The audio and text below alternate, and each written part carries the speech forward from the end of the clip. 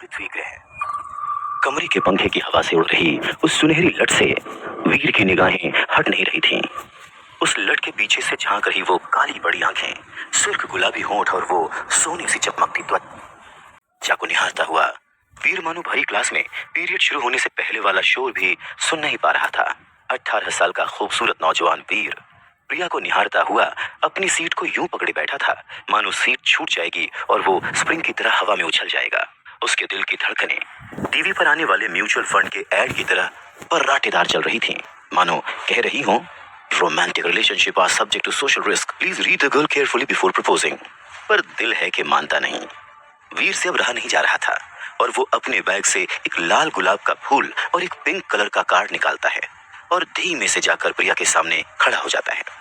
ये देखकर पूरी क्लास ऐसे शांत हो जाती है जैसे कोई टीचर आ गया हो। वीर हिम्मत जुटाकर प्रिया की तरफ गुलाब का फूल बढ़ा देता है और कह ही डालता है, आई लव यू प्रिया। प्रिया आव देखती है नताब और वीर को एक धक्का देकर दांत भींचते हुए धीमी आवाज में कहती है, शट अप, पीछे देख। वीर को बहुत अजीब लगता है। वो प्यार में आगे बढ़ना चाहता है और माशूका कह रही है कि पीछे देख। वो सोच ही रहा होता है कि तभी एक भारी आवाज से उसका ध्यान पीछे जाता है। ओ हीरो, आशिका वाला, चल सीट पर बैठ जा, रिजल्ट अनाउंस करना है।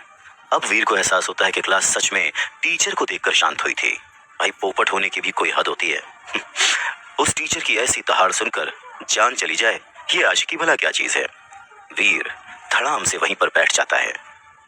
क्लास में सभी बच्चे पास हो गए हैं सिवाय एक को छोड़कर, वीर रह जा। मैथ्स टीचर की ये दूसरी दहाड़ सचमुच जानलेवा थी। सभी हंस पड़ते हैं, प्रिया भी। वीर के सपनों का जहाज उसके एम्बैरेसमेंट के समंदर में डूबता सा फील हो रहा था।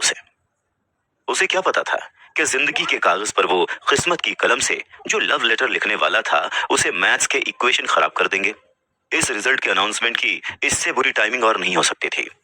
बेचारा वीर, उसे तो लग रहा था कि पूरी क्लास में प्रिया ही सबसे ज्यादा उस पर हंस रही थी।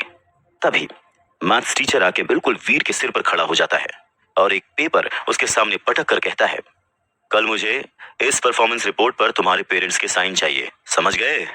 लंठ कहीं का। फिर एक ठहाका लगता है और उसमें फिर से सबसे तेज आवाज प्रिया की ही सुनाई देती है, लंठ कहीं का। प्रिया की हंसी जो वीर के मन के गार्डन में फूल खिला देती थी, वही हंसी आज उसके दिल के झोपड़े में आग लगा रही थी। वीर अब बर्दाश्त नहीं कर पा रहा था और वो उठ के क्लास से बाहर चला जाता है। बेचारा वीर, इतनी समस्याएं तो टीवी सीरियल वाली डेली सोप की हीरोइन को भी कभी नहीं होती जितनी उसको आज हो गई थी। मैथ्स और प्यार में ज्यादा फर्क नहीं है, दोनों ही कॉम्प्लिकेटेड होते हैं, इसीलिए अपना वीर दोनों में ही फेल हो गया। अब पेरेंट्स से रिपोर्ट कार्ड साइन भी करवाना है। घर में मम्मी और बहन है, पापा तो अब रहे नहीं। बिजनेस राइवलरी में किसी ने उनका मर्डर कर दिया था। तब से ही शायद वीर का पढ़ाई में मन लगना बंद हो गया था। अरे आज तो बड़ी जल्दी आ गया। वीर ने एक टांग घर के अंदर डाली ही थी कि माँ ने कोहली की तरह सवाल ताक दिया, जैसे वीर दहलीज नहीं देश का बॉर्डर क्रॉस कर रहा हो। वीर भी तैयार था, उसने काउंटर फायर किया। अरे मम्मी, जानती हो आज क्या हुआ है? मम्मी हड़बड़ा गई कि आखिर ऐसा क्या हो गया। इससे पहले वो कुछ पूछती वीर बोल पड़ा, अरे बवाल हो गया है मम्मी, बवाल। कॉलेज में वो जो हमारे मैथ्स टीचर है ना, उन्हें कुछ गुंडे पीटने आ गए। मम्मी की चिंता की लकीरें और गहरी हो गई। वीर फिर बोला, सब कह रहे थे किसी औरत से चक्कर है उनका। अरे पर वो तो शादीशुदा है ना, अच्छे आदमी है भाई। माँ ने चिंता जताई। अरे वही तो माँ, तुम तो सब जानती हो उनके बारे में। वेरी गुड, अब इस पेपर पर साइन कर दो। वीर ने चाल चली। क्या इस पेपर में? माँ ने पूछा। मैथ्स टीचर का कैरेक्टर सर्टिफिकेट है माँ, ये सभी बच्चों को और उनके पेरेंट्स को साइन करवा के देना है सर को, वरना डीन सर हमारे जो है ना, वो मैथ्स टीचर को जॉब से निकाल देंगे। वीर ये बोलकर मम्मी को ध्यान से देखने लगा कि उसका पैंतरा काम करता है या नहीं, पर हर बार की तरह आज भी काम कर ही गया। मम्मी ने झट से पेपर पर साइन कर दिया। पेपर पर साइन मिलते ही वीर ऐसे गायब हुआ जैसे माइथो सीरीज में काम होने के बाद नारद मुनि गायब होते हैं। चलो एक प्रॉब्लम तो निपटी। वीर राहत की सांस लेता हुआ अपने कमरे के बिस्तर पर निढाल होकर गिरता है। वीर का कमरा देखकर ऐसा लग रहा था जैसे वर्ल्ड वॉर 2 इसी कमरे में लड़ी गई थी।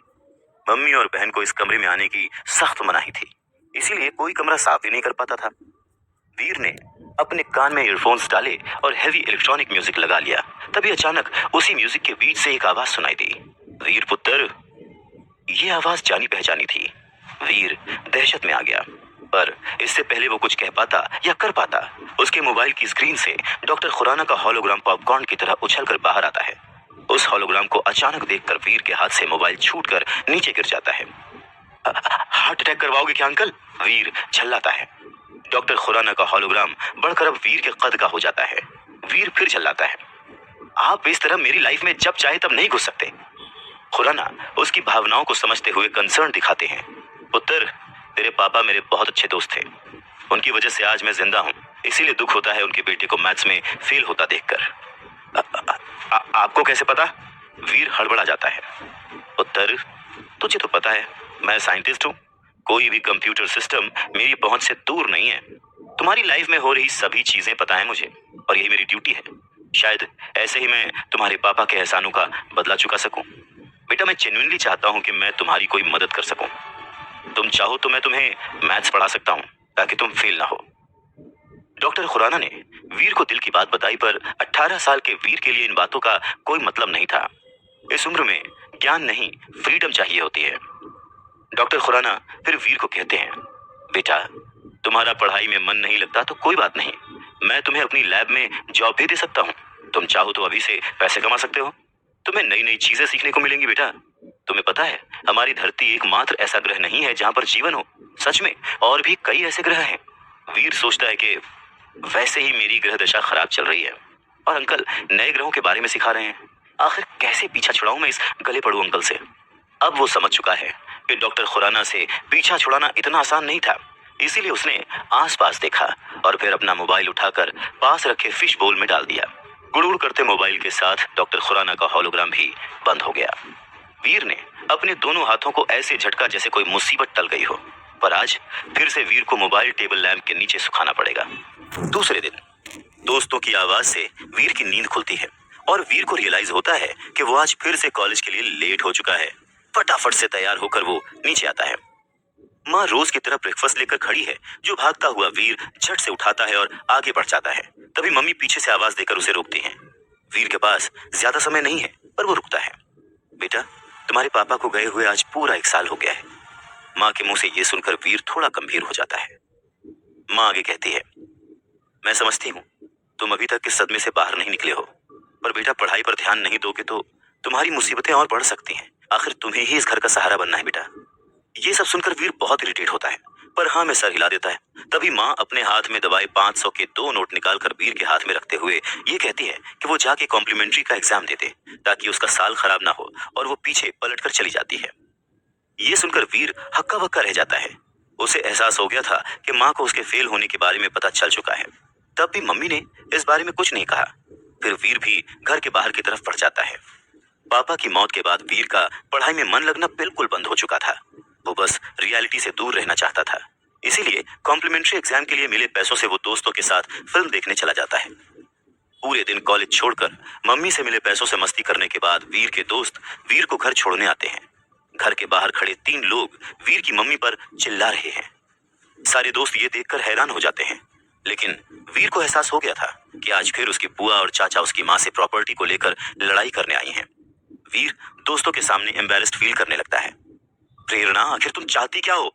ये घर हमारे माता पिता का है और मेरा और मेरे भाइयों का इस पर बराबर का हक है। अब जब विहान भैया नहीं रहे तो हम उनकी पत्नी और बच्चों को परेशान नहीं करना चाहते। घर बेचने के बाद उनका जो भी हिस्सा बनेगा वो हम तुम लोगों को दे देंगे, लेकिन अगर तुम ये पूरी हवेली हड़पने की फिराक में हो तो हम ऐसा कभी नहीं होने देंगे। वीर की बुआ चिल्लाती है। तभी वीर के चाचा भी लपक पड़ते हैं। हाँ, या तो फिर हमें इस घर की कीमत के हिसाब से 3 करोड़ रुपए दे दो, या ये घर खाली करो ताकि हम इसे बेचकर पैसे आपस में बांट सके। वीर की मम्मी और बहन सहमी हुई थी। बहन तो माँ को पकड़कर रोए जा रही थी। 3 करोड़ रुपए मैं कहां से लाऊंगी भाई साहब? वीर के पापा के जाने के बाद जो हमारी हालत है वो आप सबसे छुपी नहीं है, वीर की मम्मी ने गिड़गिड़ाते हुए कहा। यह सुनकर वीर के दोस्त वीर की तरफ देखने लगे। वीर को लगा जिसे उसकी इमेज का बंटाधार हो रहा है। अगर अभी उसने कुछ नहीं किया तो यहाँ भी लुटिया डूबी समझो। तभी वीर अब उस लड़ाई में कूद पड़ता है। आप लोगों की हिम्मत कैसे हुई ऐसे मेरे घर पर मेरी माँ को आके धमकी देने की? वीर को ऐसे गुस्से में चिल्लाते देख सब हैरान रह जाते हैं। आप लोगों को शर्म नहीं आती? मेरे पापा ने आप लोगों की कितनी मदद की है।